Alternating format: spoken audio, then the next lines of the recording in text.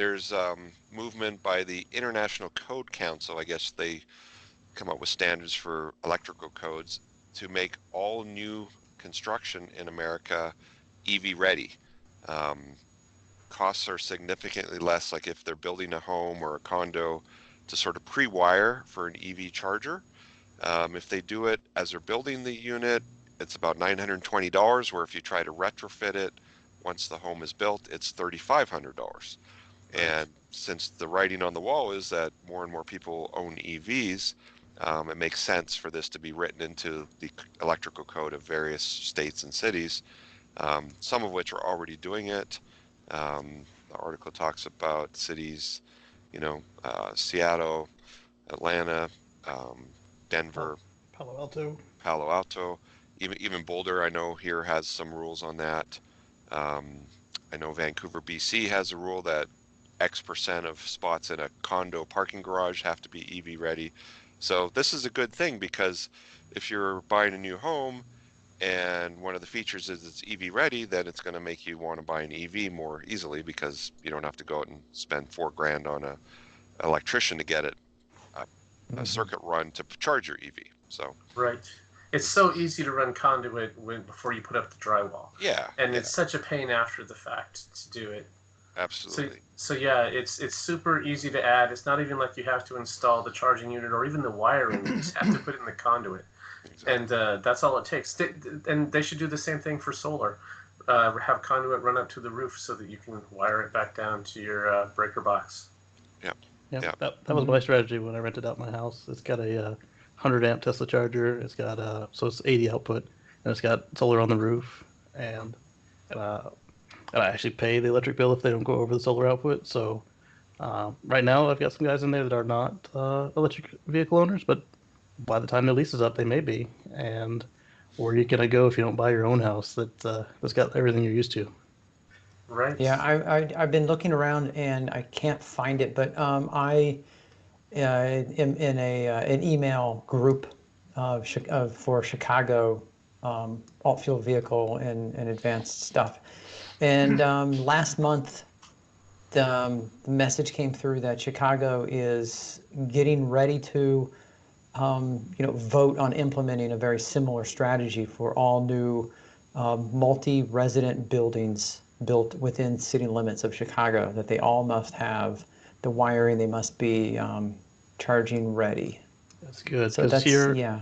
here in this area, I meet so many individuals at the various superchargers, because the multifamily has no incentive to put in a level 2, a level 1, a DC charger. Right. And so we treat it like a weekly gas station stop, which is ridiculous. But Yep. I mean, Yeah, just think bring about some how much. cards. Yeah. Right, exactly. I mean, but think about how many more tenants you would keep because you're the only one that's got 1 or 2 stalls that people have to share out every week. Right. Maybe. Yeah. Yeah. And Tony, workplace charging Tony, too. Yeah. Tony, you just bought a new house. I was wondering, when you went looking for a new house and knowing what you know about electric vehicles and what your family's going to do in the future, did you make that a consideration when you were shopping? Yeah, yes and no. So yeah, I did make sure that there were, multiple, standard 120 outlets in the garage. There's going to be 2 plug-in cars in the garage soon.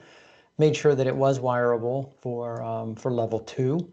And then I figured, well, if it's not, then I'll just not buy an EV. And I hear, the new Dodge Ram 2500 is coming out. I'm thinking, I hear that with the diesel button that says like blast smoke on the Prius.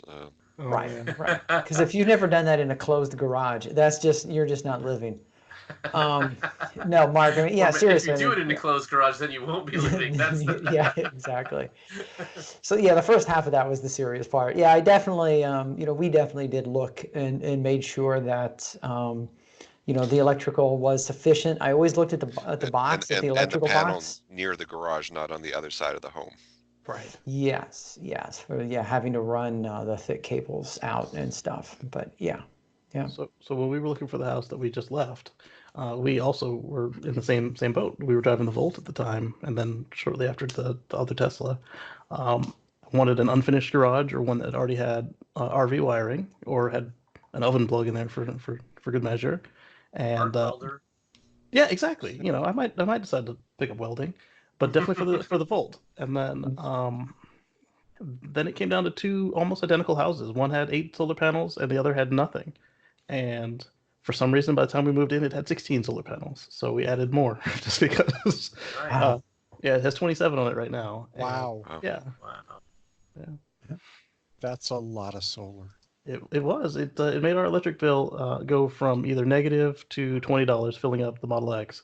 And we never had an electric bill when we were on just the Volt. And one time we had an electric bill with the Model S. And it would also roll back the gas bill. There was just so much electric. They were like, "Yeah, just don't send us any money." Are you going to keep all those? I mean, you're using up all the sun. You need to share it. with the rest of Don't the- let that town in North Carolina know. You're cooling the sun off. We've heard that. Right, We know yeah. how this works. You broke the sun. I broke it. Wind turbines can blow the Earth off of its axis, I hear. Right, slowing the Earth down. Yeah, and, That's okay. and give you cancer. yeah. Oh, Oh, man. I'm here. The turbines keep us cool in the summer.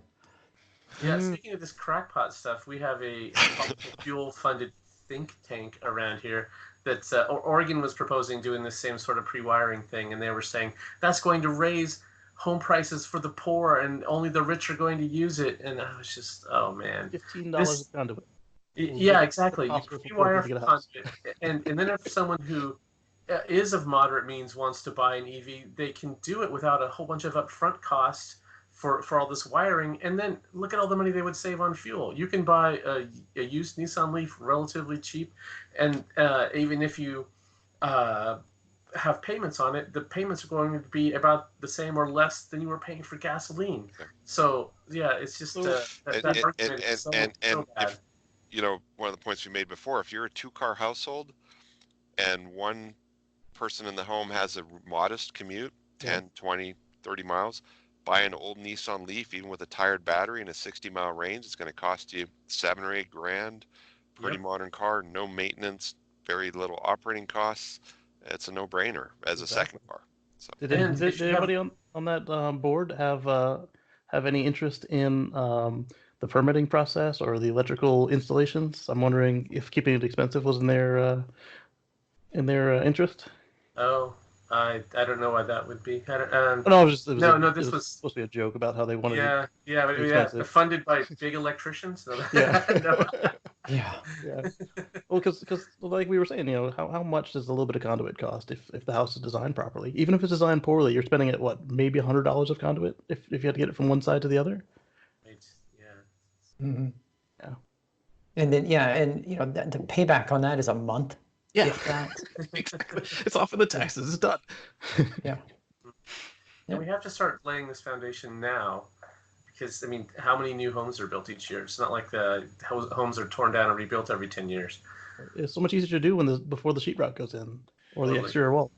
Or the concrete if you're going to go underground. Yeah. Right. Well, and as everyone here has already said, let me reinforce, it's so disingenuous for people representing developers and real estate agents to say it'll raise the cost of the house over the ability of the poor to buy it. Number one, in lots of places, the poor can't afford it anyway, no matter what. But that's ridiculous because it's merely taking money out of the developers' pockets. The houses sell for what people can buy them for. That rate is set by the market.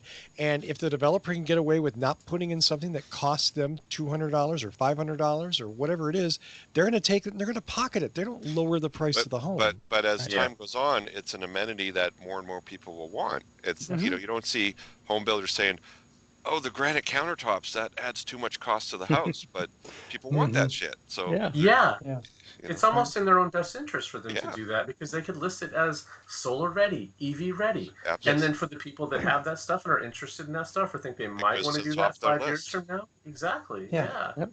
And then you can mark it up by the amount that's going to cost you. So what if it costs you an extra $12, $20 a house? You mark it up 15, 20, 30%, whatever your margin is. It is covered. And if I was a builder, I would be putting my for sale signs on the Tesla superchargers around town. So Yeah, when people, Brilliant. especially around here. yeah, Right. Yeah. like with Casey's little supercharger party, people say, "Hey, Yeah. there's a house for sale that's EV ready. Maybe I should move there." Right, Yeah, especially if it's people from condos and apartments that are going to those because they can't charge where they live, and then they see that sign and they might be thinking, "Hey, this is a great idea. I've been thinking about moving in, and this one's ready. Let's do it." Yeah. Exactly. Perfect. Yeah.